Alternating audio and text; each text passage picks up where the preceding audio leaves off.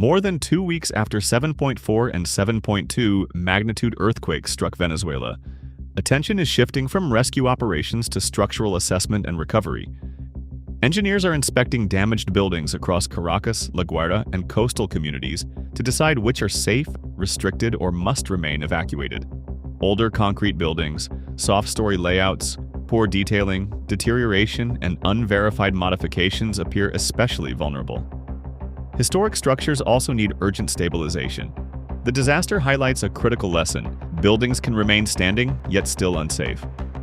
Visit thecivilengineer.org for more.